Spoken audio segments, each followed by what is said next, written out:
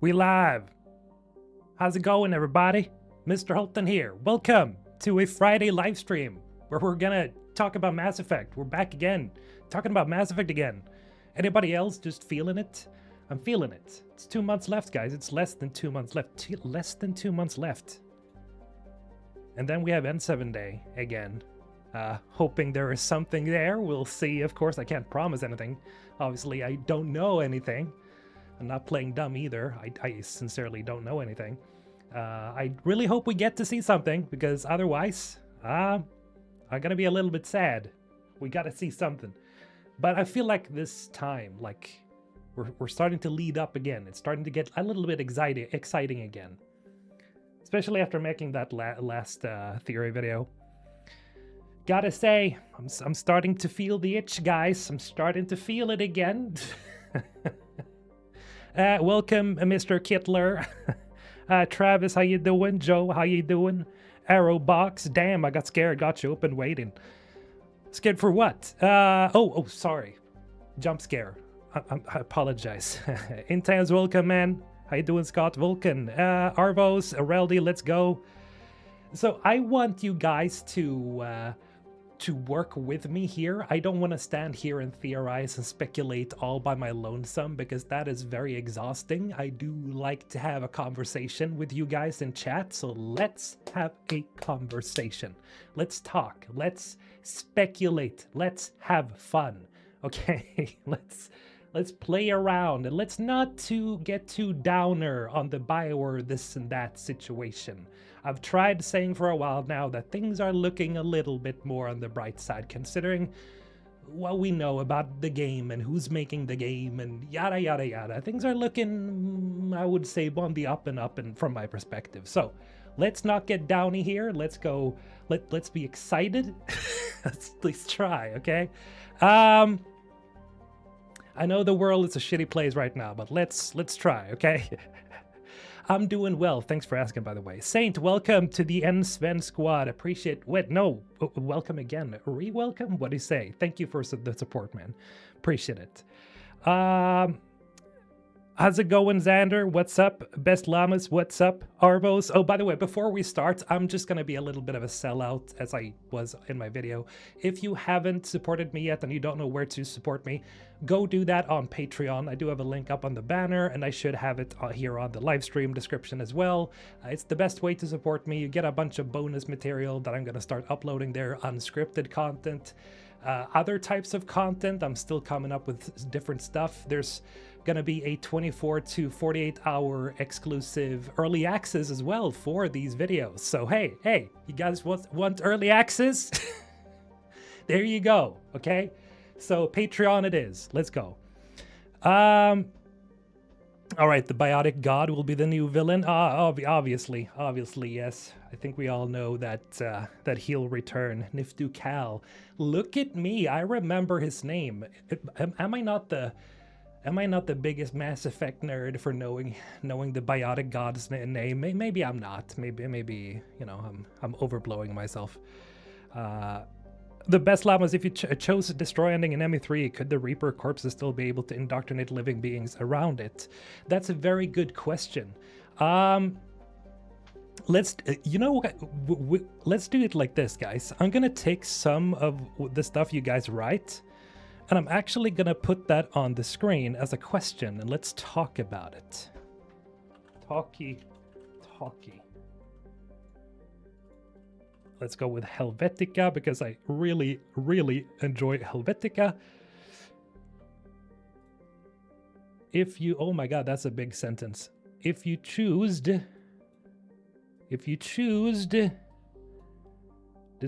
why is this so annoying to make small? This is really grating, guys. This was maybe not such a good idea. Oh, there we go. Right. Okay, let's separate it.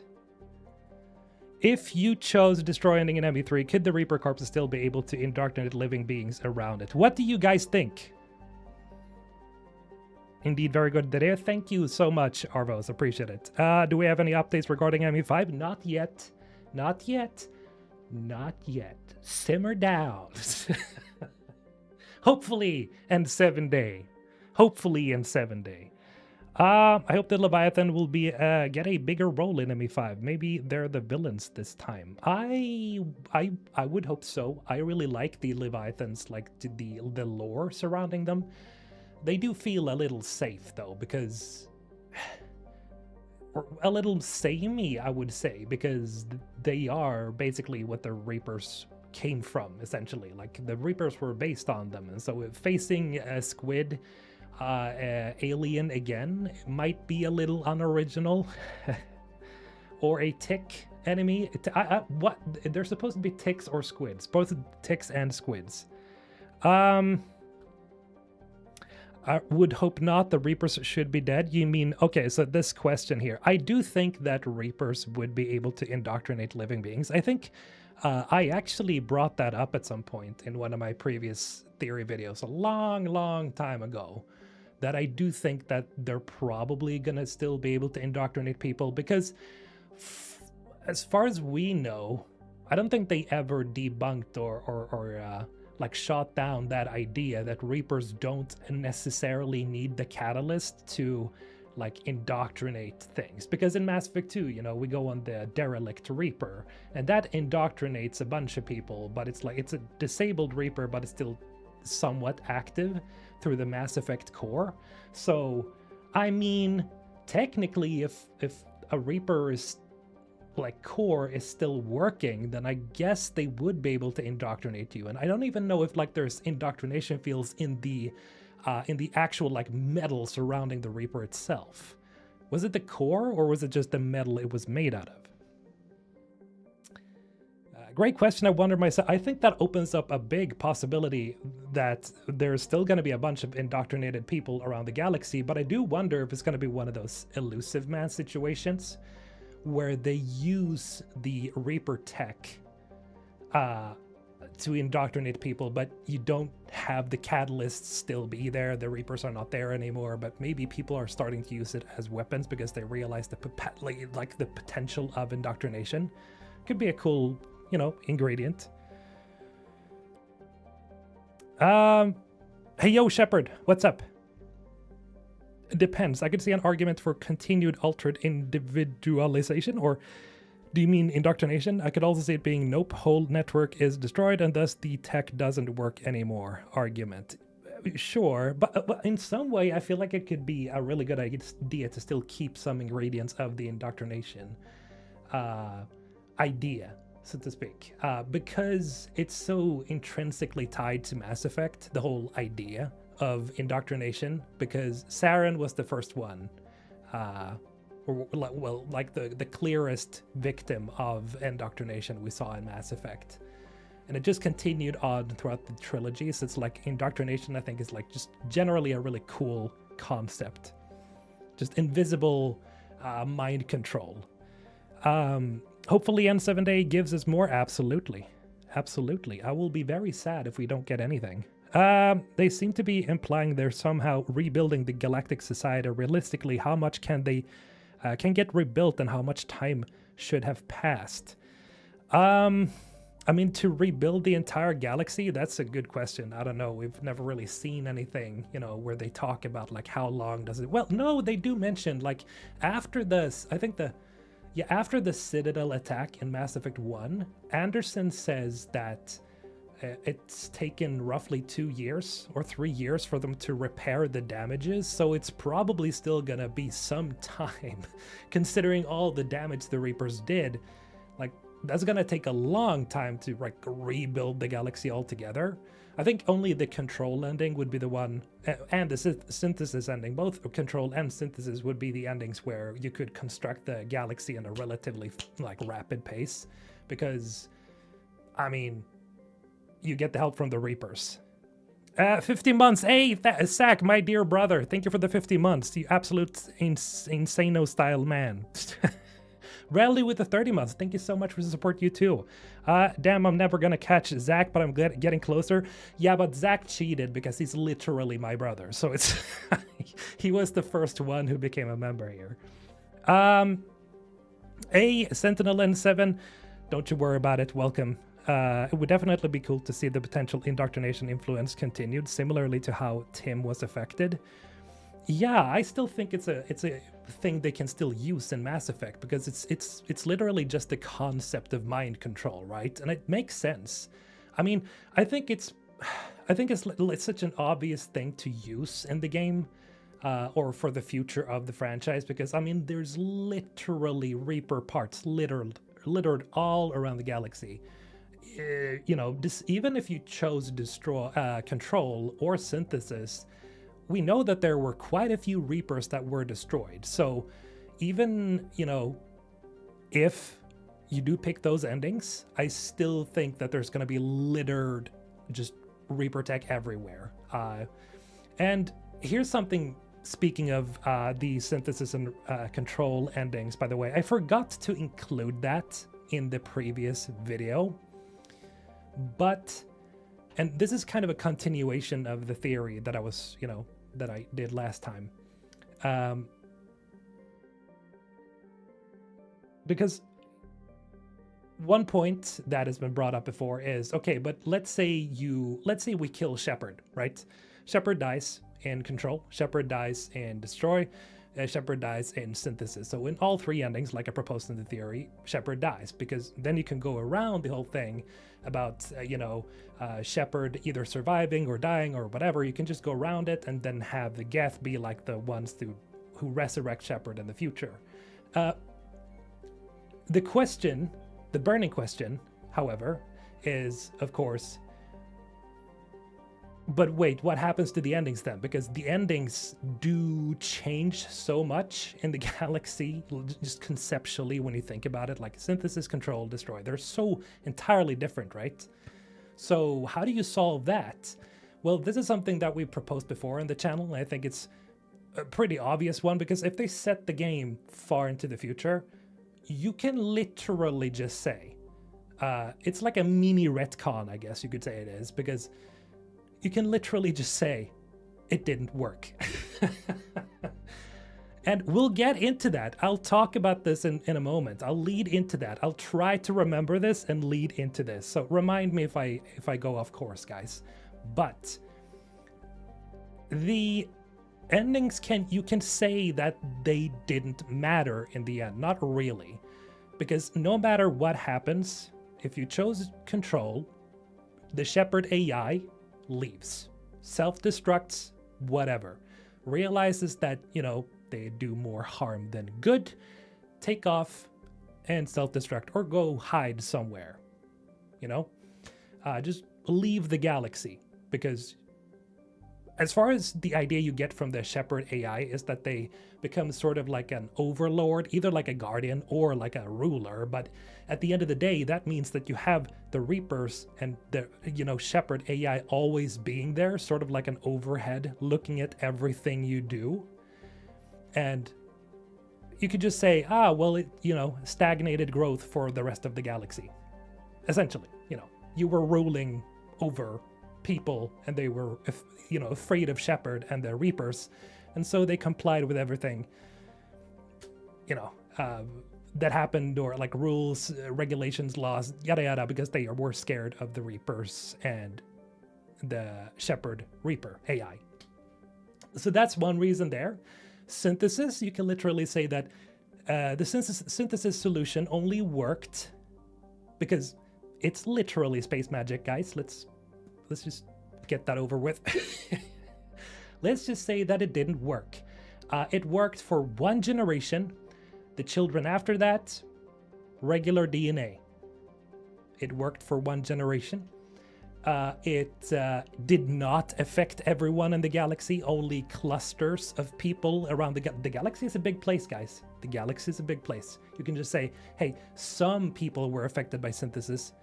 Not everyone, just a few, comparatively to the rest of the galaxy. So it's like, you can move on from these issues and say that, yes, your ending still mattered. And that's how you sidestep the entire ending.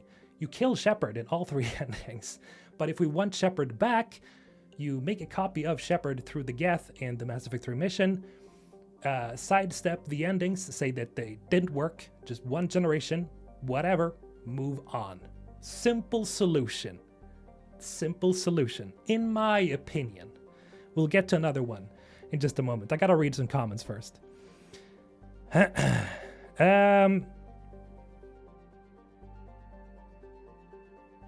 What would you want more, selecting one ending as canon, or it didn't work, the endings didn't matter? I am a fan of the one I just proposed. Your endings do matter, which allows them to insert some degree of... okay, so if you chose control, for example, you get a few scenes, a few Easter eggs, and yada yada here and there that gives you the feeling that, oh, I still chose the control ending. You maybe find traces of the Reaper AI, of shepherds, like, you know, Reapers. On the synthesis ending, maybe you find clusters of people who were affected by synthesis, but most of the galaxy is like normal. And with destroy, it's something else. You know, they can add small things to confirm that, yes, your ending mattered. They don't need to construct the entire game around it, though. They can just sidestep it and then be like, yeah, some of, you know, your choice still mattered. So you get the feeling that, oh, okay, yeah, my synthesis still mattered, but not to the extent that I thought, right? Because the galaxy has moved on. I think I would prefer that, actually. I don't understand. I can cheat. Before you did it when you were active, or wait, what? Man, I'm confused. What are you saying? I'm surprised they didn't use the remaster as an opportunity to canonize, alter the ending. It would have solved a lot of problems. I actually brought that up once. I was like, I thought that they would do that, actually. Before the Legendary Edition came out, I thought that they would do something like that, you know, would be a golden opportunity, but maybe that would have taken too much resources that they didn't have, so... You know, what can we do? What if they're making a new canon ending? Maybe they are. Who knows? BioWare does. Michael Gamble does, but... I don't know. I think people would probably be more fine with the solution I just proposed rather than a completely new canon ending. Indoctrination theory. Who knows? Who knows?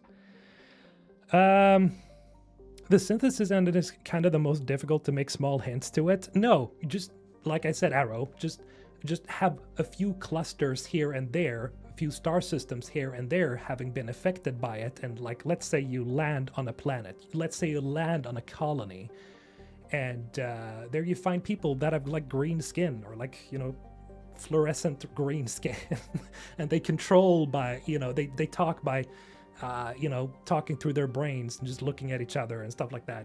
That would be cool, because then be like, oh, okay, they have like the upper hand. Let's say that you face off enemies that are like synthesized or something like that. That would be interesting.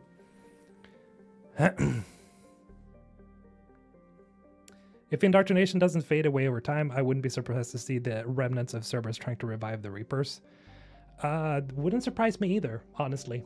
I think one thing I remember also back in the day was that how quickly people grew of Cerberus as a faction. And I think they're probably moving away from Cerberus. But the aspect and the idea of indoctrination, I think, still works. And again, you know, Cerberus, as the Elusive Man says, is an idea, so they could absolutely return. But just speaking from a fan perspective and seeing the reactions people have had, normally, a lot of people love the Elusive Man as a villain, or like the Elusive Man as a villain, but a lot of people don't like Cerberus as a faction for some reason. Not entirely sure why. Might remember it later on, who knows, but I just know that that's been a general feeling. It would explain the Dead Reapers in the teaser. You mean the new ending? I mean, you could still explain the Dead Reapers through the other three endings. I mentioned that earlier when we started. You could still like have destroyed a bunch of Reapers no matter which ending you chose. How much do you think the time has passed from ME3? Well, from what we've heard,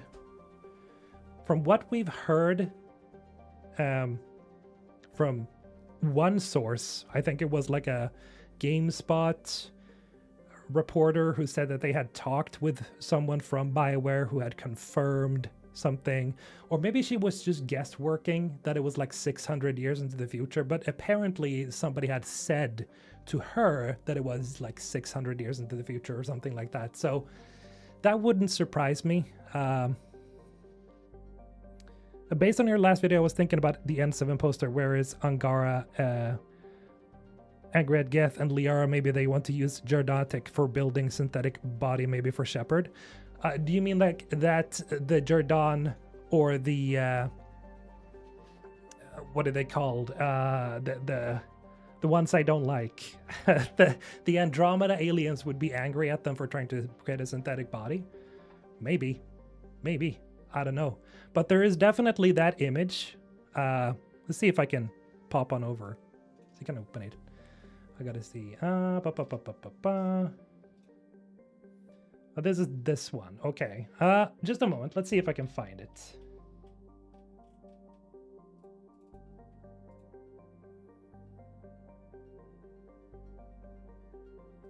Right, it was the art. So right in the middle, I'll see if I can point it for you guys. You see right there. I'm not flexing. I'm not trying to flex, I promise. But you guys can see there, right? I don't have any good shortcuts for like zooming in. But let's try it anyway. So in case you missed that in my video, there's a Geth, there's Liara. And they're talking to an Angara, apparently. And it seems like the Angara is upset for something. So we know the Geth are back with Liara. The question is why. Hey, Lingwuju, welcome. Hello, everyone. Shepard is alive. We'll see. We'll see.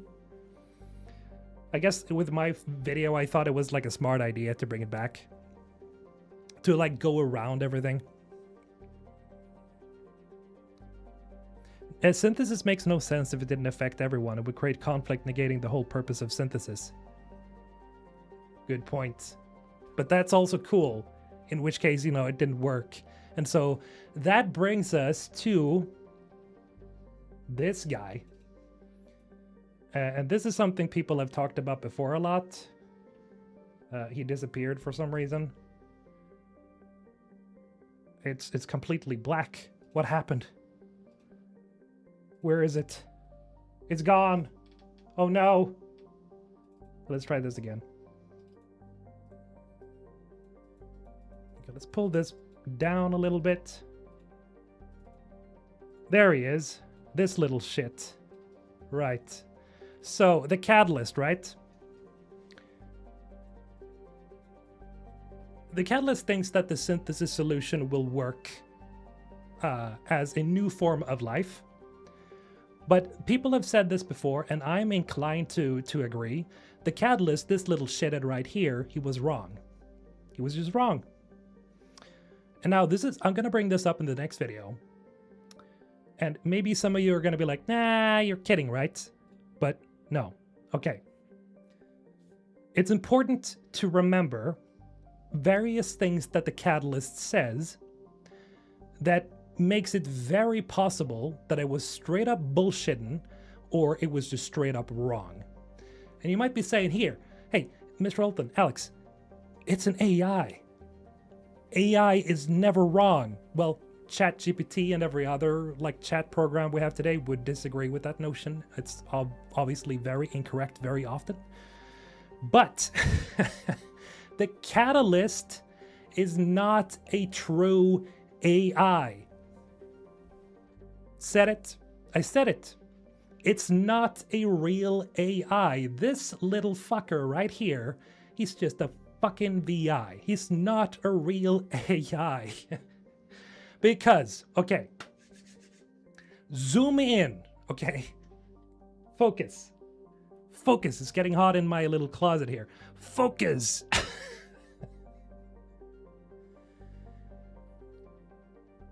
The catalyst works based on orders or instructions from their creators. It rebels against its creators by destroying them, but then we find out that when the Leviathans created it, they gave it a purpose, and it's still doing that purpose. It didn't rebel. Technically, it didn't rebel. It's doing what they told it to do. It's literally just a fucking robot. It's nothing else. The whole, oh, it's beyond a thing you can comprehend, yada, yada, yada, from all the Reapers, in the end turned out to be just faulty, a faulty automated system. So what this means is that the catalyst fucked up because it is not a true AI. It does not count for every variable. It follows orders and it makes errors like a true machine, just like a general machine, okay? It fucks up, and it's not until Shepard arrives where you alter the variables and it's suddenly, oh shit, oh, this thing can happen, oh, wow. I didn't know we could do that before, but now we do, thanks to you, Shepard. And it's like, the catalyst is proving that it is not correct. It is not infallible. It's wrong. It's incorrect. And so when it says that, oh, a new form of life, it can't guarantee that this is going to be a new form of life for all time.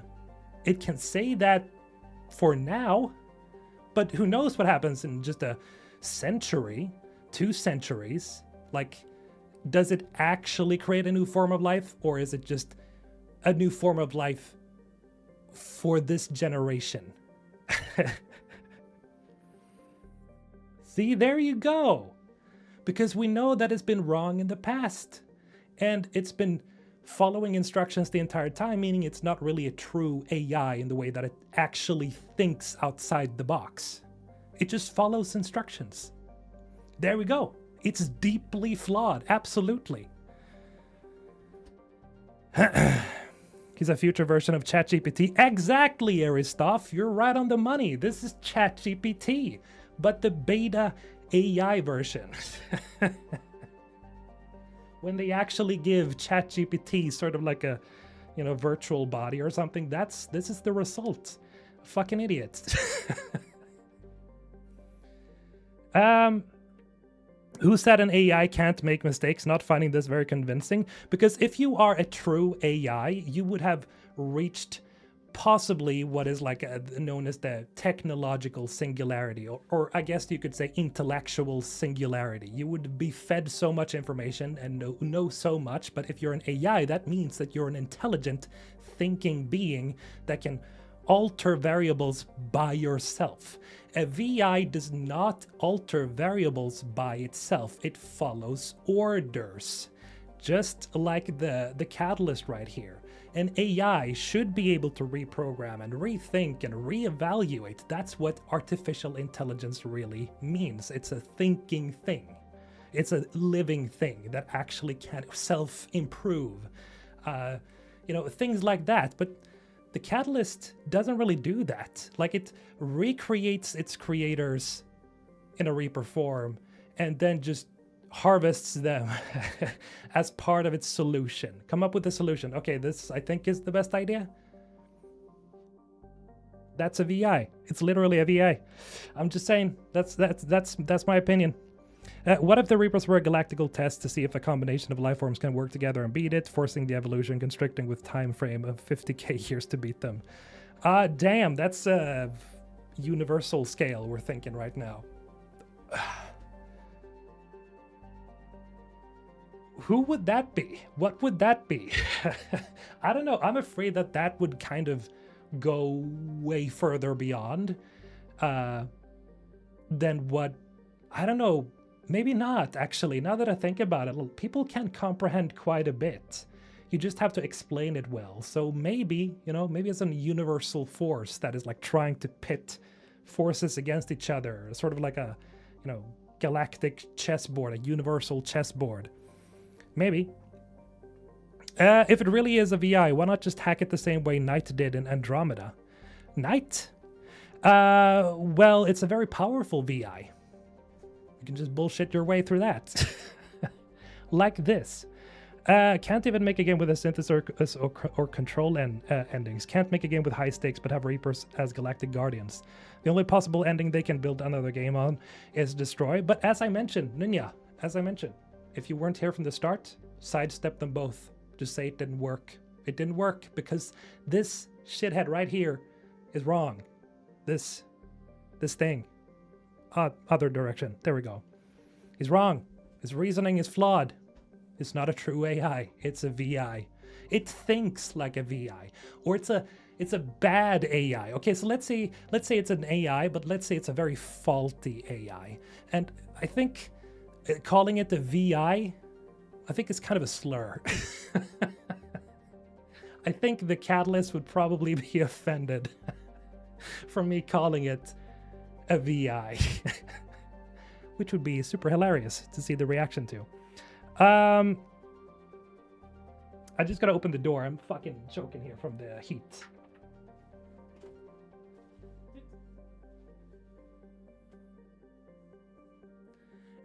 Temu version of the ED? Yes, pretty much.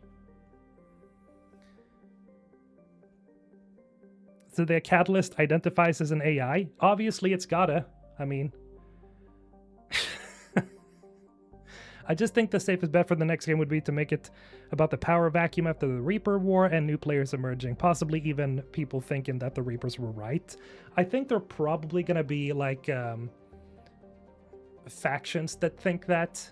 I think that's pretty like obvious that they're going to do stuff like that because they can do a lot of things with the next game. They can put a lot of ingredients into it. They don't just need to have one aspect that we're talking about. They can mix it all together and make like very like interesting plot lines, side stories, side plots, side characters, just like we've seen before, right? We can insert a lot of this stuff into the game. Power vacuum would be cool. Yes, Galactic Civil War is exactly what I've been talking about for years now. That's what I want to see. I want to see Galactic Civil War. I want to see all the races be like, I can't trust these guys. We can't trust these guys.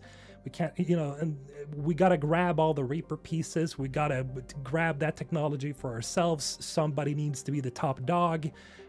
And maybe everybody is a little bit spooked by humanity because of how successful they were in, fighting the Reapers and bringing everybody together. And so instead of like, oh, unity, it's like fracture because now you have a bunch of technology that everybody wants to use.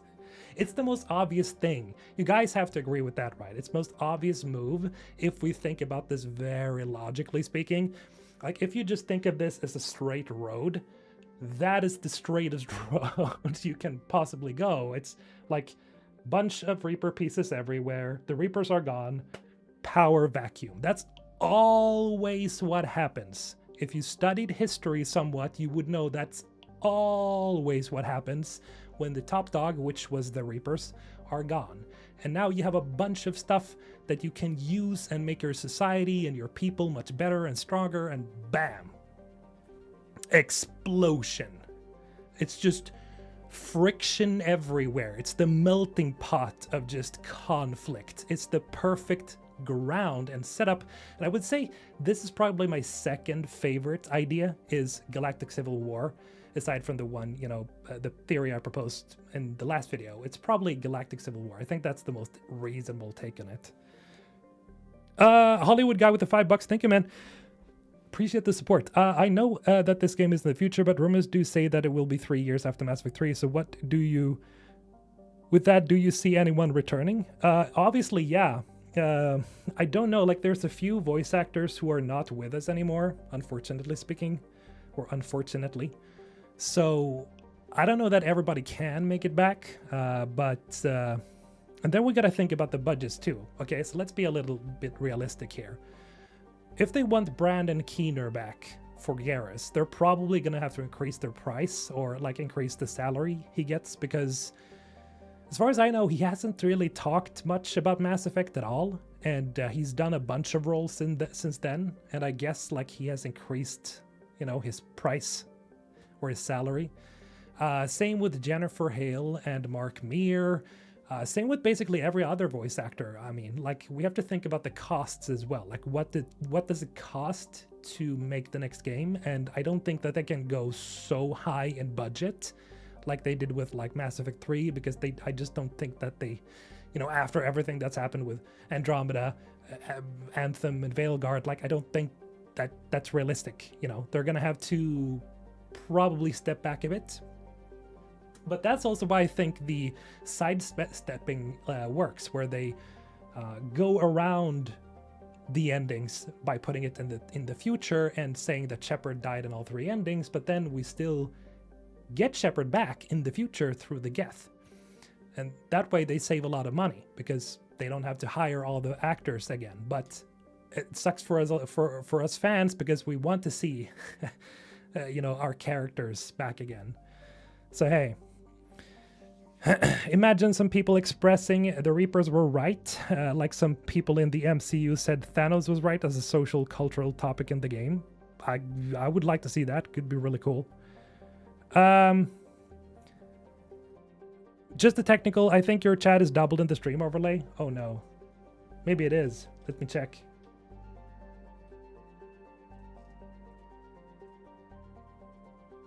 Oh, it is. I'm stupid. I had 2 chats open. That wasn't good. Sorry about that, guys. I mean, the Leviathans are still alive, and they can indoctrinate. They don't particularly have the greatest outlook on the others. Plus, we haven't seen the Rearguard Reaper, if there would be one. I think all the Reapers are gone, honestly. I don't think they're coming back in that way. I think only the technology is something that we can count on, like coming back again. The Leviathans, though, I gotta bring this up again, or, well, I should probably bring that up in a theory video as well. So let me just do something here.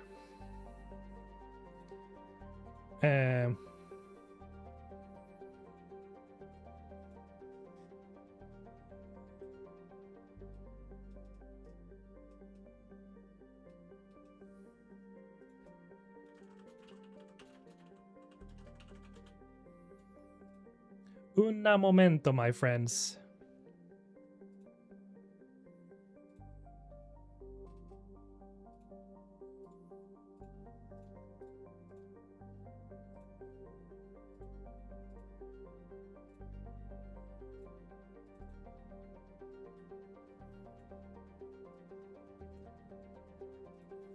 Okay, so let's see if this becomes too big or not.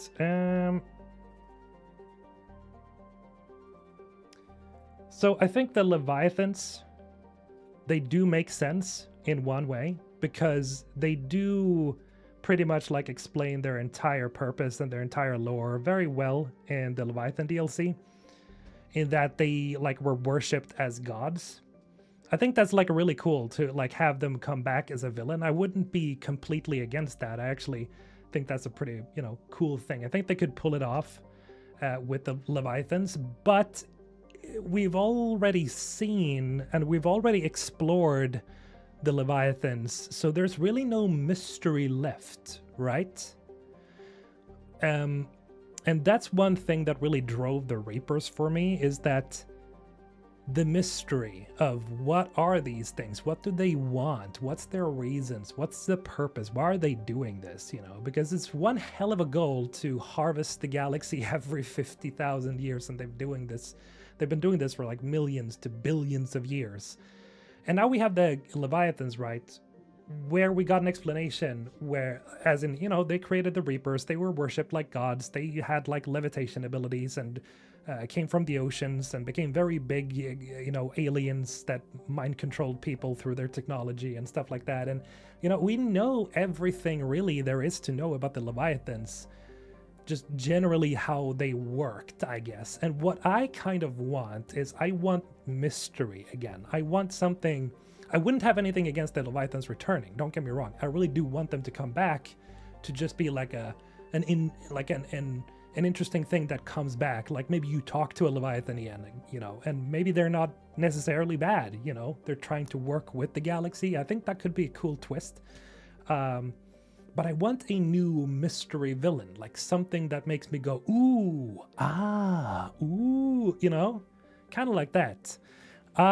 Thanks for the $5 again, Hollywood guy. We will still see Cerberus, I'd imagine, with a new leader and new rogue factions, and no Kets, please. No Kets, please. Very true. Oh, I have two. Oh, I have one in my face. Okay, that's very, very nice. Why do I have 2 alerts? Don't be in my face.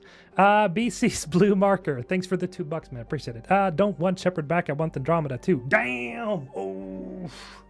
Oh. Man, prepare. Get ready. People ain't gonna like that. But that's fine. That's fine.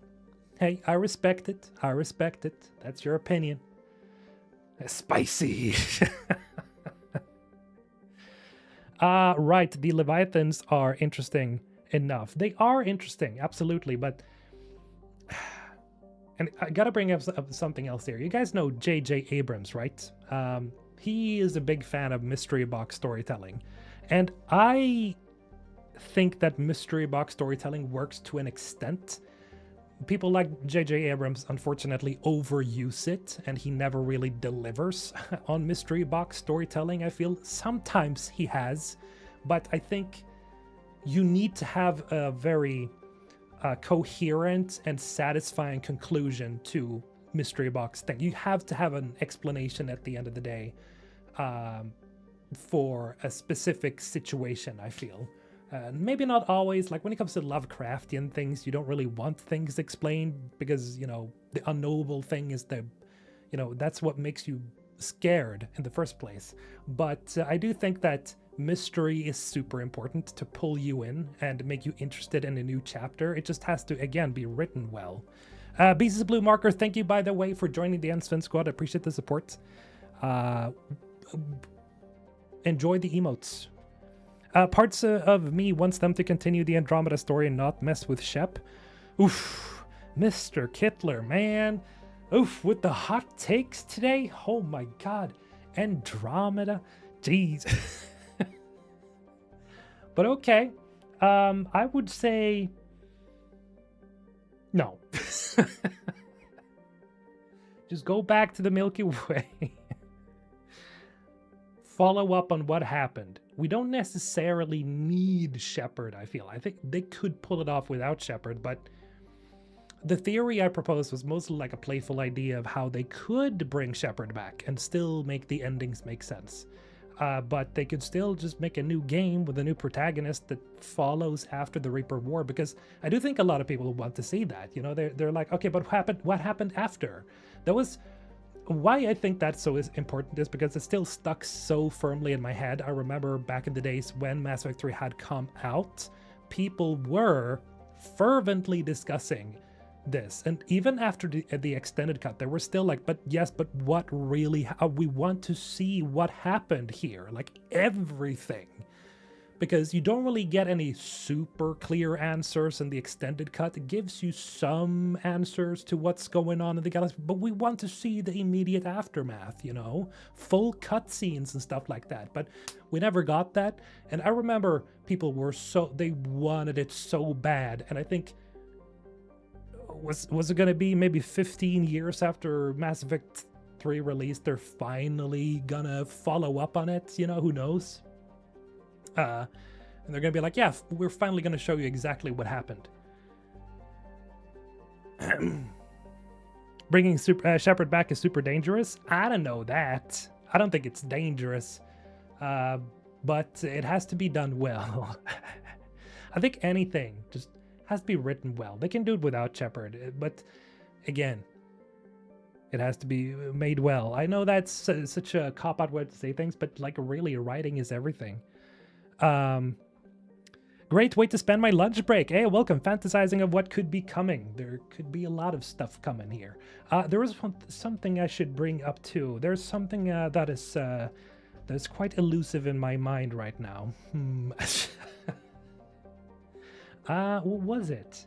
I'm just gonna keep reading chat and see if I can come up with it again. But we went over the idea because I'm gonna bring up that in my next video that I think the catalyst is just straight. They can literally just say that the catalyst is straight up wrong. It's just, you know, it was incorrect. It's just essentially a VI pretending to be an AI. Tinfoil hat stream. Hell yeah, hell yeah. Maybe Tim made a clone of himself. Nah, I like the elusive man as he is. Like, he had his story. I feel like he had his ending. Either like he offs himself because Shepard tells him to, or he gets shot by Shepard and then he dies, saying like, "Oh, I wish you could see the planet like I do." Yada yada. You know, I think that was a pretty okay ending for him. I don't think I want to see him again. I also, like, Martin Sheen is getting pretty old, and I don't want to see anybody else play the elusive man. So no, I think Martin Sheen, perfect as the elusive man, and that's why I think the elusive man is done. You know, his story is done. But Shepard is really where the problems arose and still are there, because people still don't feel closure with Shepard, and it's understandable. You know, it really did leave such a terrible taste in people's mouths, me included. So yeah, that is the biggest problem. Is there's for most fans back in the day, there was no closure, and despite the extended cut, I still feel like there's so much that is not answered. So personally speaking, I want to see post Milky Way, just what happened, you know. Yeah, and Shepard had their time to move on from the story. I don't know. Part of me feels yes. Part of me feels I could do with Shepard again. That's just because, I don't know, I think Mark Meir and Jennifer Hale did such excellent jobs, and they do so very much want to return as Shepard. They both have said several times. So it's like, come on, guys, let's bring him back. Let's just do it for Mark's and Jennifer's sakes, you know. Just have them come back so they can like reprise their greatest roles again. I don't know. That's one part of me, you know, because I do enjoy their voice acting so much.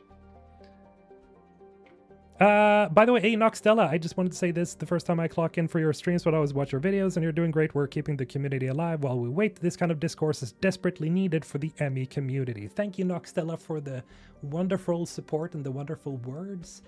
I do try my best, but mostly it's just, you know, I'm having fun with this. That's also like why I started this channel from the beginning. It was just to have fun and, you know, play around with ideas, and I could finally make something of it. And that's why it's so fun to do. It's just fun. But I do appreciate the, you know, the kind thoughts. I do feel like we need some of that good feel back again, because during the whole Veilguard discourse, I feel like there was just everything became so derailed, and let's be frank with each other, gaming has been chaotic. Gaming has been pretty, you know, toxic for quite a while now in all areas of gaming. So I feel like we need to start spreading the love again, you know, spreading the fun. We need to start having fun again. We need to start playing around again. And I know some of you are gonna say, but you know, oh, let's not hype it up too much because we're just gonna be disappointed. Yeah, but life's too short to not be excited, guys. The more I've aged, the more I've grown as a person, I guess I would say, the more I've realized that I'm missing out on being happy by just being toxic and just being downer and being, BioWare sucks, they can't do a great game again, they can't, you know, let's just hope and be excited, and when the day comes, we'll just take it as it is, you know, just whatever, kick the bucket and be done with it and say, okay, fine, you know, it didn't pan out. But while we wait, and most of you could probably agree that the waiting period is the best period, because that's when you think and you speculate and you discuss and you have fun and we talk. And usually these are the periods even before the game has come out, that I think is the most fun. And that comes with basically any game that I'm like excited for. Because when the game is out, it's out. And then we know. And then there's no speculation and there's no fun, you know, in that way anymore. That's how I feel with basically anything. Guys, you should try having sex. It's the same thing. No, not really, but you get it. You have fun, and then it's like, oh, it was cool. It's the build-up. It's getting there. It's the playfulness. It's the tickling. It's the flirting. You know, it's the heat. When it, you know, right before you hit it, it's...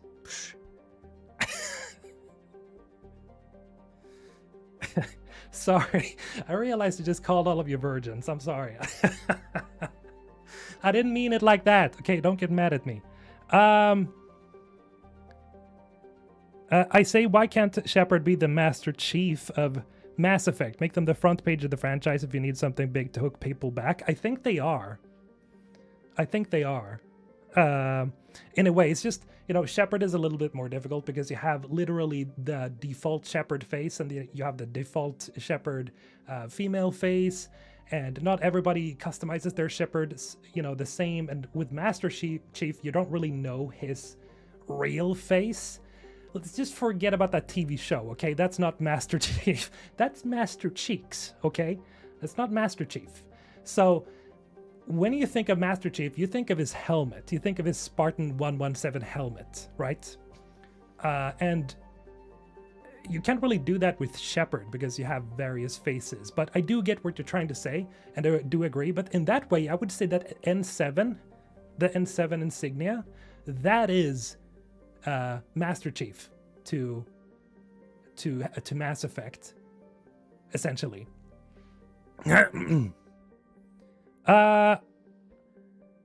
Dude, I have a wife. Good for you. Hollywood guy with the $5. Thank you, man. Do you see the missed Andromeda DLC in the new Mass Effect? No, I think they already answered, essentially explained what happened there. And they had like a, okay, spoiler alert, with Andromeda. They had a sickness on board of the Quarian ship, and I think it made its way into Andromeda, so they already dealt with it, story-wise. So I don't think we can go anywhere from there. The biggest question is, what would be the right way to bring Shepard back? As I mentioned, the Geth. The Geth. The Geth. But I do want to see you guys' feedback, so please do tell me, what do you think about the Geth theory? I have actually covered this like a couple of years ago, when I first made a theory video, but it wasn't really as well made, I think. That's why I decided to cover it again. I was thinking about like retracing and doing a lot of the theories that I did before, just doing them better and trying to explain them better. Because, yeah, I feel like the Geth idea that they essentially made a Johnny Silverhand version of Shepard when the Shepard went into the Geth virtual space, because they literally say that they were mapping Shepard's brain when they were putting them like in the space. So they already know how Shepard's entire brain and mind works, essentially. So, I mean, the question is, what body are they going to put it in? You know, a living body? Are they going to put it in a, you know, artificial living body, sort of like what the Elusive Man did with Miranda, you know, the Lazarus Project? Or are they going to do a robot body, a cyborg body, again, like more cyborg?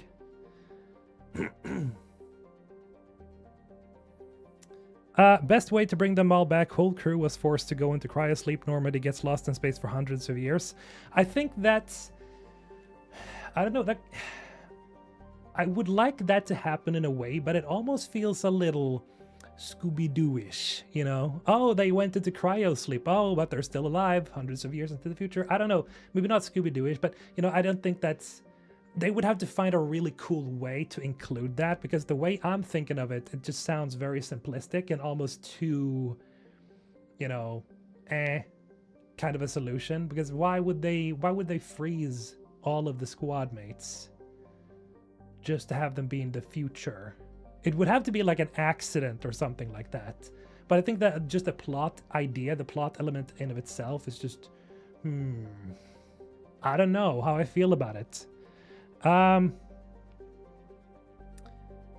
I've seen your recent video, very good, but if the Geth were destroyed, how could they pull that off? Maybe I'm missing something. You see, here's the thing.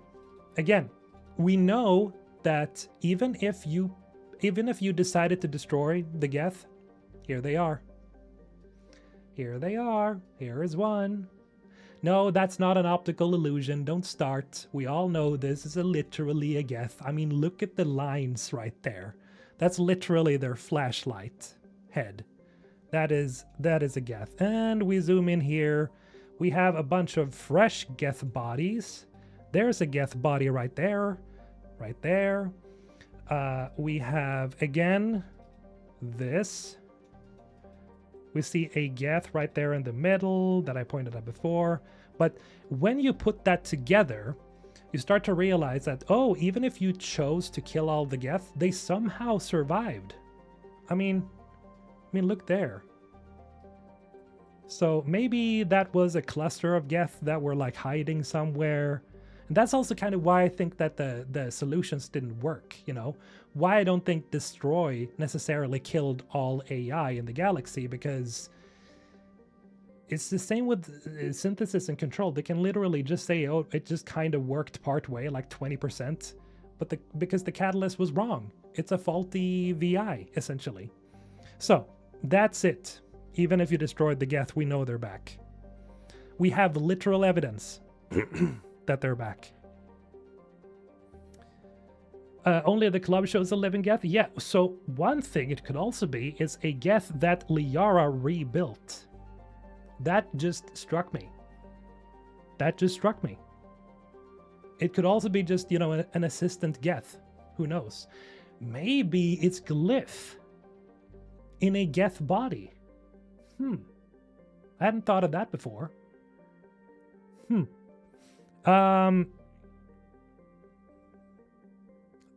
They somehow survived. It's a horrible way to explain that. I really hope they won't explain it like that in the game. Yeah, they would have to come up with something really interesting. By the way, I want to check here because I haven't really looked that hard into all the others that are in this thumbnail, or not the thumbnail, but this picture. I haven't found anything that I like really recognize except for this guy, who looks like it could have been Garrus.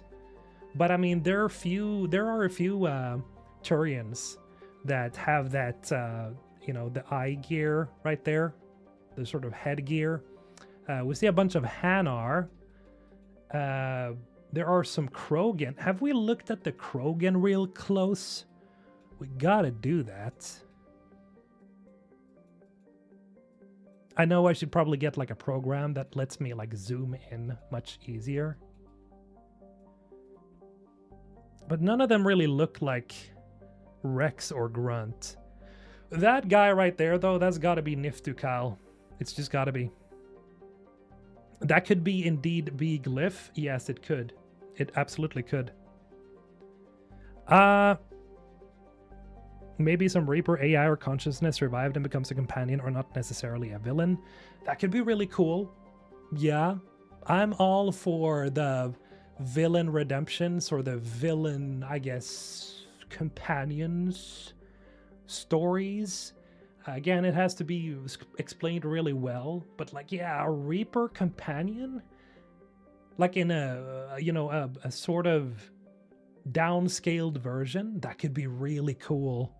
Oh yeah, the Reaper fanboy in me. Oh yeah, I would like that. That could be really cool. Don't you find it interesting that the pre-production phase is taking so long? They've been in pre-prod for like, what, 5 years now? Yes. No, I know. It's been quite a long time. And as you know, I've been reporting on the entire game for all that time. And like, I think it was 2021 when we found out that they had essentially like done job postings for Unreal 5, so they were already working with Unreal 5 in 2021, meaning they had already decided on an engine, it seems. And so I don't know, Hollywood guy, thank you for the $5 again. What I don't see in that poster is the Volus or Vorcha. There is one Volus right there. Thank you for the $5 again, by the way. Vorcha I'm not seeing though, no. What is that though? I gotta zoom in on that just a moment. But yeah, I know the pre-production's been pretty long. I do worry about one thing, and that is the BioWare magic, right, guys? Have you heard the explanation from Mark Dara? Because that is essentially what BioWare always tended to do before, is that they have a really long pre-production cycle, like, you know, this. And then when they enter production, they go like this, boom, and then it's released. So it's like they work very slowly and then, like, you know, really quickly, and then it's up to launch. So I really don't hope they do that. Maybe they're just being silent about being in production. Maybe they're making a hybrid version of pre-production into production, and they're not very loud about it. Maybe that's it. Ezra with the 20 gifted. Look at this guy, Ezra Slabog. Let's clappy, clappy, clappy. W's for Ezra. Nice.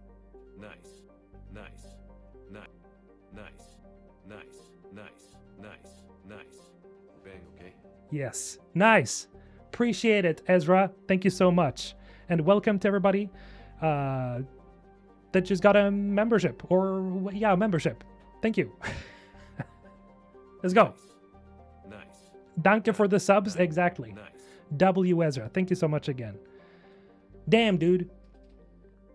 Ezra here showing some real support. Yeah. You guys, everybody who's not a member yet. Let's see. I missed something here. Maybe BioWare needs more time on pre-production and plan also events in future games. Yeah, I mean, they have quite their work cut out for them. I hope that the long pre-production has mostly been a writing thing.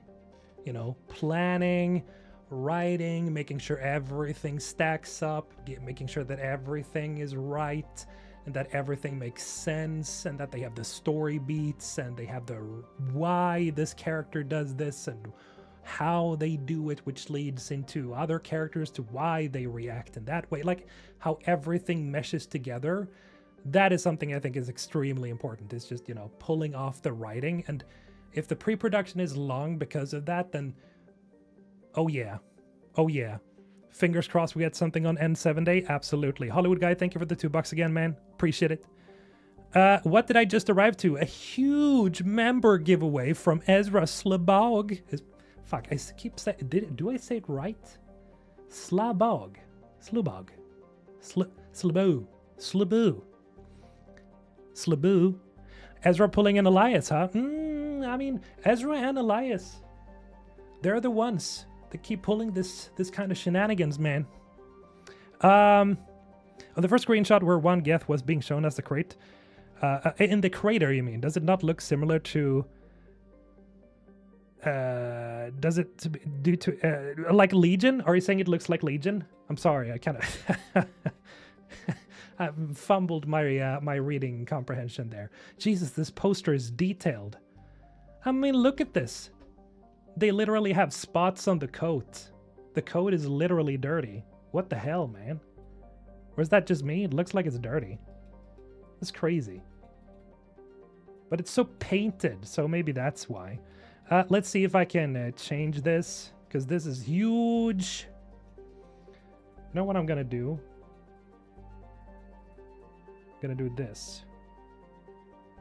Okay, there we go. That's better. Yeah, I don't think Legion... No, Legion died in Mass Effect 3. Like, they sacrificed all of their platforms, essentially. But who knows? Or not platform. The platform is the Legion body, but they sacrificed their programs, the Geth programs. My personal favorite idea is that evil shepherd clone is the playable character. No, Elder Worm, no. Resetting squad approval, and it turns Shepherd into a role model to live up to. I don't know, man. I don't know. Maybe. People like a lot of fans don't have a, you know, they probably wouldn't feel too good about controlling the fake Shepherd that tried to kill everybody plus Shepherd. I think it's unlikely, but you know, who knows? Maybe you're right. Maybe you're right.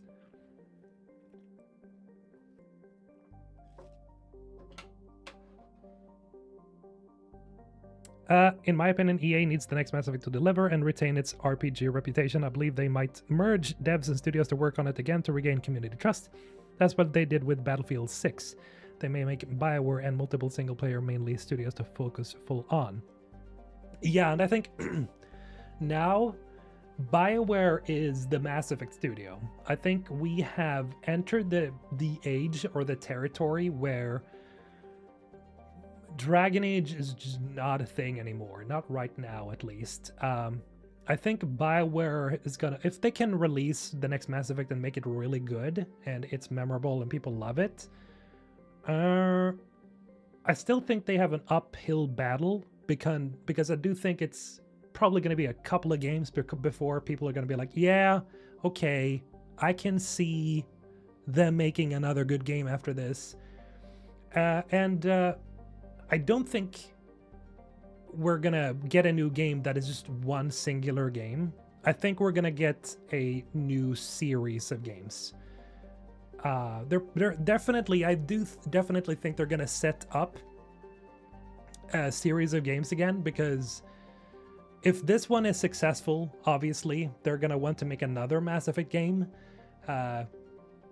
Because otherwise, I do think that EA is going to push the red button for BioWare. I don't think that, you know, if they can't pull it off, I think that's it. But if they can pull it off, then it is Mass Effect, guys. Then it's Mass Effect. You know what?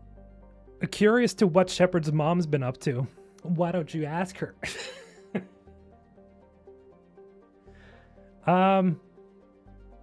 Okay, that was a bad joke. I don't know. I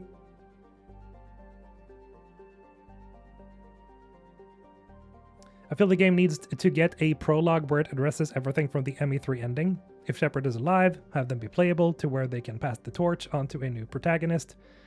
Yeah, so actually that's one thing. I do think it could work if they have this game where you play as Shepard only for this game, to then have Shepard pass the torch to someone new. Why I say that is because I do think a lot of players want to play as a new character, but I do think a lot of fans would like to see actual closure for Shepard, and I think that one final adventure as the commander and then moving on to a new protagonist that is maybe like somebody who looks up to Shepard, somebody who you maybe, you know, sort of like, kind of like with James Vega, but it's a new character that you can customize and whatever. And then you move on to the next game where you then play as this character. I think that could work, but they would have to, again, like make sure that the send-off and this final game with Shepard would, in that case, you know, be like really emotionally resonating, but also like hand the torch. You would literally have to do something like that. A Shepard simp? I wouldn't say no to that.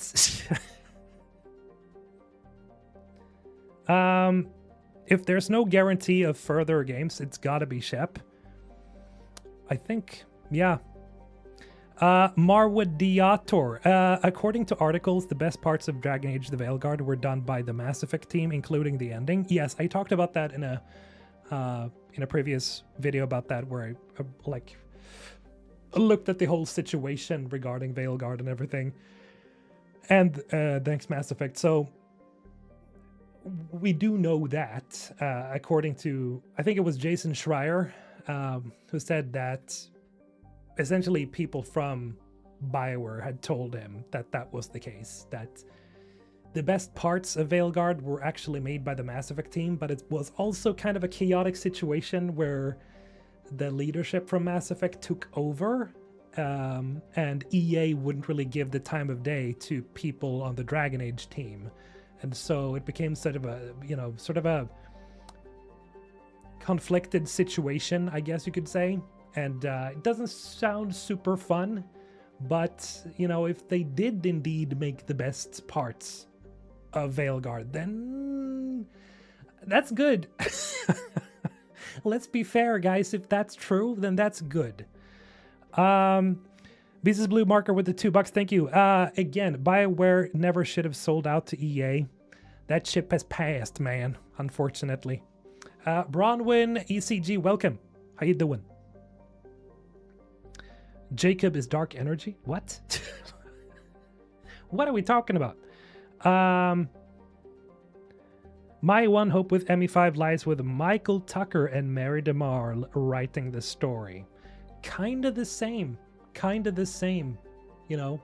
At least we know that Mary DeMar is in charge of the narrative direction of the game, which is a huge, I really mean like a huge, guys. She's the senior narrative director. So, good shit. Good writer. Okay? Good character writer. That's what we want. That's what we need. Hossein, don't you think a send-off like Witcher 3 Blood and Wine DLC would be good? Yes, but as a new game. Maybe have the game have two parts. The first part like the DLC that sends off Shepard, and the second part the new player. Fuck yeah. Let's go. Let's make it a Geralt send-off like Blood and Wine, but Shepard style. Just make the game first, and then the second game you play this, the two-parter, plays the next protagonist. But we gotta have a final part as well, so we really get to know our protagonist, right? So we really get into the nitty-gritty of it. I think we need another trilogy, because it's just the smartest thing to do. We get more Mass Effect. If the game is successful, they can just fire off more sequels. Let's go. I would really like a dual protagonist game. Ooh. I don't know, man. Hell, I don't know about that, man. That might be too spicy for some people. I think the problem with having dual protagonists in a very story-centric game where you make a lot of important choices is that it takes away from the narrative focus if you do make a bunch of choices as either that character or a Shepard. And I do think that a lot of people, because this is an RPG, want to live through their protagonist. And so I think they should focus on one protagonist in the first game, and then focus on another protagonist in the next game in that case, if they're going to do like Shepard and another protagonist. Not the two same protagonists in the same game. So you do like a dual split. I don't think that's going to work for Mass Effect. That's way too much inventing something new. I think people want to go back to what worked, what they fell in love with Mass Effect, because as the Legendary Edition proves, people do want the same thing, just new and better and prettier and cooler. But I don't think people, like we saw with the Veilguard, want a complete transformation in terms of like gameplay and how the story is set up, because I think that's too much, and it thins out the meat of the character, So while I agree with you, a dual protagonist in one game and then the next game, specifically in this case with Shepard in the first game and the second game, I think that could work, but not in the same game. What if the new protagonist is Shepard's kid? Oh, yeah, that's that would imply that it would have to be Liara because only Asari can have kids with humans. So you would have to play as a Asari. So yeah, nah, I don't think so, man. I don't think so. I've covered that as a theory before, but I don't think so, man. Sheps and Liara's child, nah. I like the inventiveness of you guys, but nah, it's not super realistic because then everybody would have to play as an Asari. Beast's Blue Marker with the $2. Really? Thank you for the $2, by the way. I enjoyed Veilguard, was my favorite game last year. Spicy. I respect it. I respect you. Edie is the real waifu. I'm going to dispose of Joker. We have a fellow man of culture right here. Linguiju, I agree. Away with Joker, let's space him. Edie, she's ours. She's mine. This guy's just trolling, honestly. I do wonder, but let's not assume too much. He's probably being very honest. But we gotta respect it. We gotta respect it, you know. If you do love a game, then you do love a game. You know, I have my guilty pleasures. Mass Effect Andromeda, I guess you could say, is sort of my guilty pleasure. Sometimes I should probably keep streaming it though, so I can make my video about it, because I wanted to do a video essay. It's just really hard to get through certain parts of it, like the Angara planet. I just think it's so slow, and yeah, but I'm gonna try. I'm gonna try. I'm 100% with the idea of bringing Shepard's mind back and then select your race. Whoa. Okay, that's a big one. That's a very interesting one. That's a very interesting one. Hold up. Hold up. Hold up. What did you just say? Select your race? Are you saying... Arrowbox, are you saying you think we should put Shepard's mind into whatever race we want? Wow, imagine playing as a Volus.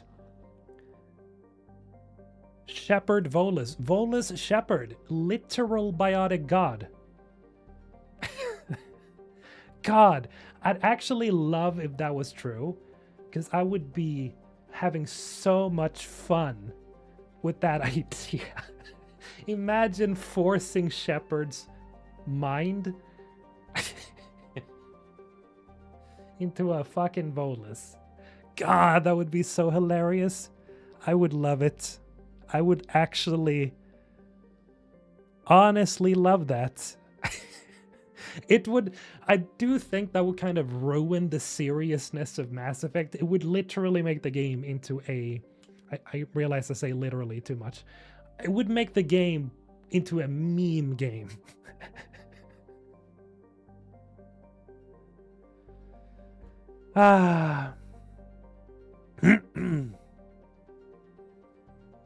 Vorcha Shepard, let's go. Yeah.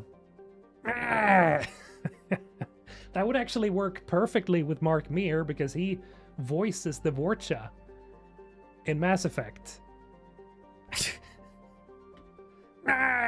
Shepard with blue eyes and blonde hair would be interesting. Ooh. Ooh. Happy chubby bear. Can't you do that? You can do that. No, you're talking about fucking Conrad Werner. God damn it. Stop.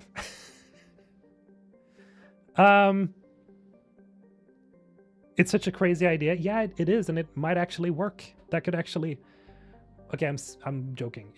It wouldn't work because it would be goofy. It would be super goofy. Imagine forcing somebody who's already been through like the horrors of war against like a Lovecraftian synthetic robot species where you see bodies and people getting blown to pieces, and then you're forced to watch your friends die, and now you're forced into the body of something you're not. Well, I mean, you could say that that's essentially what my theory already kind of suggested, but it would still be Shepard's body, kind of, because it would be reconstructed to be Shepard's body again. But like forcing the mind of a human into something like a Vorcha. Oh God, no.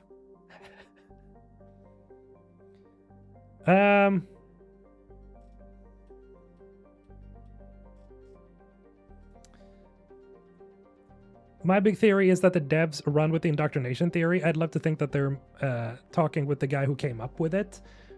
We've talked about that before, the indoctrination theory. I think they could actually make it it could probably work in one way. You know what? I'm probably going to save that until next time, because I do think they could do something with it, and I don't think it's impossible that they're possibly doing something with it. I, of course, don't know, but I'm just, guessing here that they don't need to move away from it outright. They did say that it was too smart for them at the time to write it, so...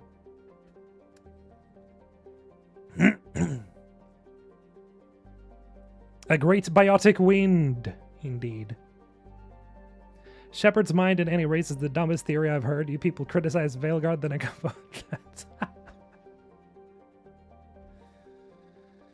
I don't think he's being serious. Pays, welcome. Welcome, man. How you doing? I didn't see who gifted me, but thank you. That was Ezra. W. Ezra. Blue Eye Blonde Shepherd Hulton would appreciate this as he's Swedish by blood. More Swedish representation. Yes, I'm Swedish, but I'm also apparently partly Spanish. So that's pretty cool. That's something I found out a couple of years ago. I am born in Sweden. I have Swedish parents, but apparently one of my grandparents was part Spanish. So, hey. But you can already make a kind of Swedish Shepherd in the game. I actually made one back in the day, like with a buzz cut. He looked pretty Scandinavian. Your granddad raided Spain, eh? No. Actually, it was I think it's my grandmother, her mother, my great grandmother was Spanish, and she moved to Sweden for love with a Swedish man. Indeed. Some lore, Mr. Holton lore. There you go. You're welcome. Do you speak Espanol? No. I can say gracias or something.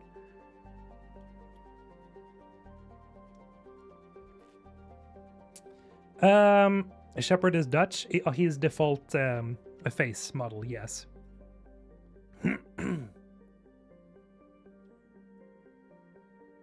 She raided Sweden? Yes, essentially. My Spanish great-grandmother raided Sweden for a Swedish husband. She turned it on us. She did a reverse Uno. They really need to give us something big this N7 day. I agree. I do really desperately want something cool. Because, I want to speculate. I want to make videos and, mess around with you guys and have fun and, just, it's fun. It's fun. It's nice. And it's cool to see the numbers stack up when you guys are like, oh, this was awesome. Oh, this is such a great video. Oh, and it's like, oh, yay. I get all excited and happy because you guys enjoyed it, and I get very happy because you guys got happy, and you know that feeds into this whole cycle of positivity, and we're happy and we're having fun. I want that, right? We need to go back to that. Biggest question I have for the next Mass Effect is, will my space hamster return? I do hope so.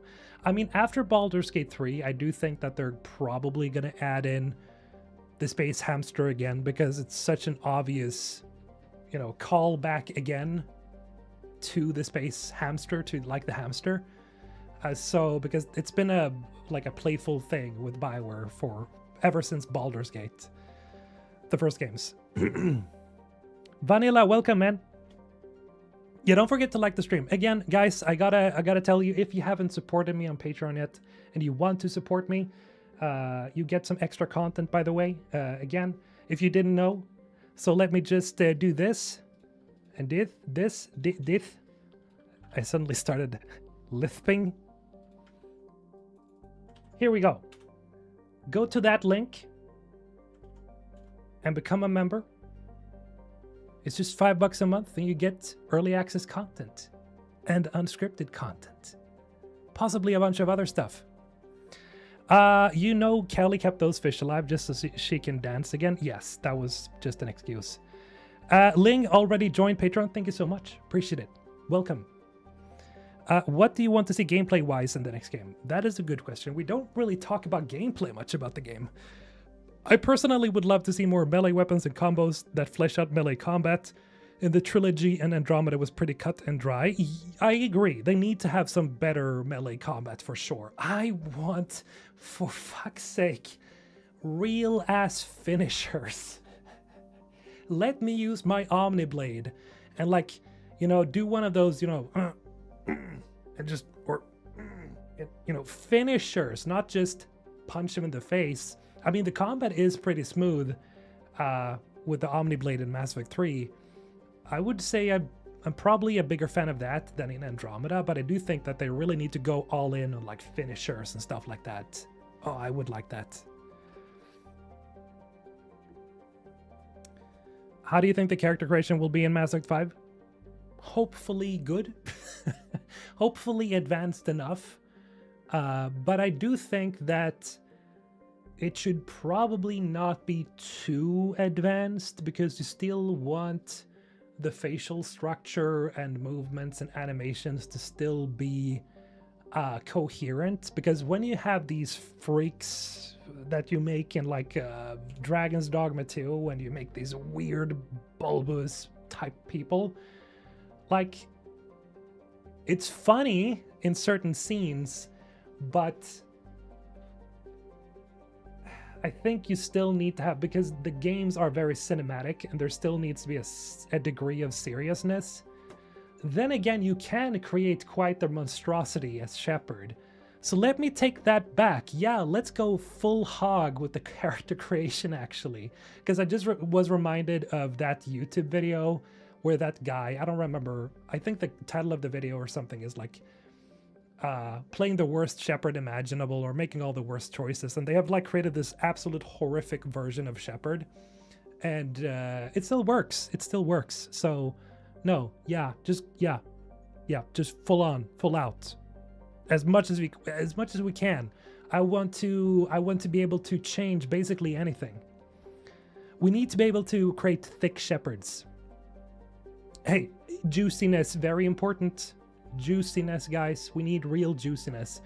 I remember with Veilguard, and that is one criticism that I was actually, believe it or not, kind of irritated about. And yes, that might sound like I'm a gooner right here, but I do think that the Veilguard was really unimpressive in what you could change in terms of body proportions. I think Dragon's Dogma 2, you guys know what I'm talking about, did an excellent job when it came to like body proportions, because you could create basically whatever, but also make the coolest, hottest, most badass character ever. So we need something like that, I think. Just go really hard on that. Strange prediction, Legion is the new Rogue N7. Nah. Again, I think Legion is forever gone. Like, gone. unfortunately, because they gave all their collective programs to make all the Geth intelligent, like sentient. So I don't think it's coming back, unfortunately. I'm gonna answer that question seriously. Can we please give Broshep more options than Ken doll crotch? That is one thing I do think that they really need to improve upon. We need more body shapes, because, you know, in Mass Effect, all the women and all the men have the same models for their bodies. And so it's like, oh, okay, so Shepard has the same body as Conrad Werner has the same body as Udina, and, you know, it's just, they got to do something about that. You know, they really got to introduce new body shapes, so it's like, oh, okay, this is actually feeling more like a real thing, like a real world. No, you're no goober for pointing those limits out. Gooner. But thank you. Appreciate it. Scott, welcome again, man. I feel like BioWare could be a little worried about Exodus. This N7 day, I think we will get a new proper trailer and maybe a release date, which I feel like will be late 2026, early 2027. BioWare can work fast, so I wouldn't write off a big push to get it over the line sooner. I mean, it's not impossible that they're doing this thing where they're just gradually not having like pre-productions or really productions anymore. Maybe they've made this hybrid way of working where they're just, you know, completing things as they are. They're like working slowly but surely. So you could be right. We could possibly see Mass Effect still for like a 2027 release. I mean, Michael did tweet after Expedition 33's success. He said essentially that this shows that you don't need a big team to make a tremendous game. So I felt like that was his way of saying, guys, we're fine. You know, yes, we're below 100 people, but we're still making shit work. You know, we're still making things happen. And who knows? Maybe we might see an earlier release than we think. Maybe my 2027 prediction was right on the money. And if I'm right on the money, you guys can never tell me that I'm wrong. Because I said that a couple of years ago. Oh yeah. Oh yeah. I hope I'm correct about the 2027 release when I said it back in the day. Because then I would be so happy. I would be like, yeah, look at me. But yeah, that's possible, Scott. That's possible.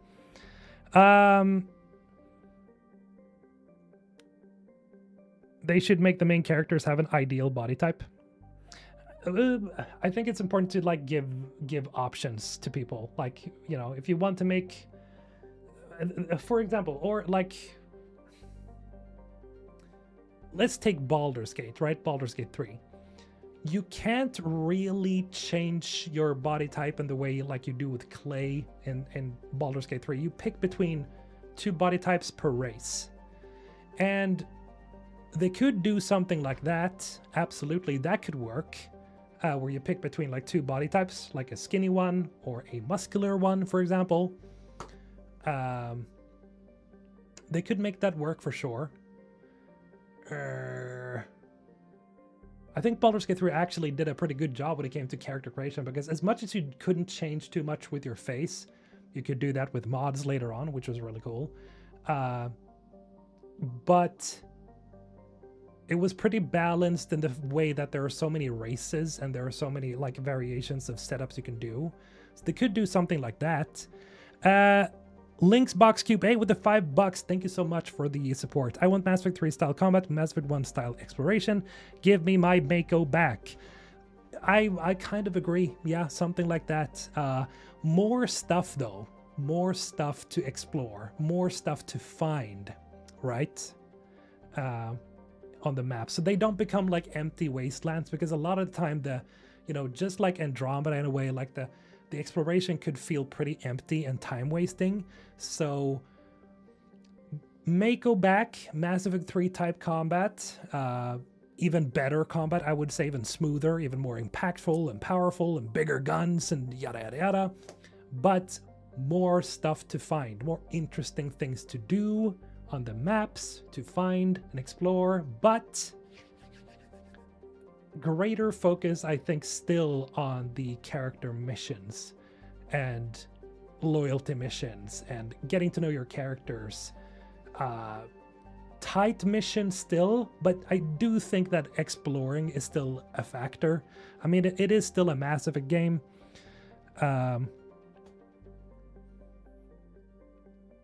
Mako was perfect. Linguiju, I don't know if it was perfect. I think it's just a banana. It's a banana car. It slips way too much, but it is pretty fun to drive around in. Mass Effect Theory livestream. Hey, Jonathan, welcome. The future humans of Wall-E. No, that's way too much on the meme meter, man. That's way too much. I would love to say it was perfect, but mountains. Exactly, Aelnor. The mountains. Simple reason the Mako was not perfect. Goddamn fucking mountains. Clunky charm, definitely. Guys, we are out of time for now. This is going to be a relatively short stream, but there's we can only talk about so much here without tiring each other out. Again, thank you for being here. It's been fun chatting away and talking away. We're going to do this next Friday again, so we have some more build up for these streams. I don't just do them all the time because, you know, it gets boring. I need some space to make some creative thoughts, to like make my videos first, so we have stuff to go over. So just a reminder here. So what I'm going to try to do is I'm going to try to make at least one video a week. Sometimes it's a theory video. If it's like a news update, I'm of course going to upload it right away. And then live streams on at least Fridays, so we have content running through. But I can't do too many live streams because if I do, I burn myself out. And it needs to be planned, interesting live streams like this one, so you guys get where I'm coming from with my planning. And on Patreon, I'll be uploading like unscripted stuff. Things that, like, maybe, you know, if you just want more stuff. Patreon. Let's go, guys. And don't forget to go to Patreon. Again, let's build a network of supporters. That would be much appreciated. Thank you so much for the support so far, guys. And I'll see you next week. Take care and have a nice weekend. Mr. Olten signing off. Bye-bye.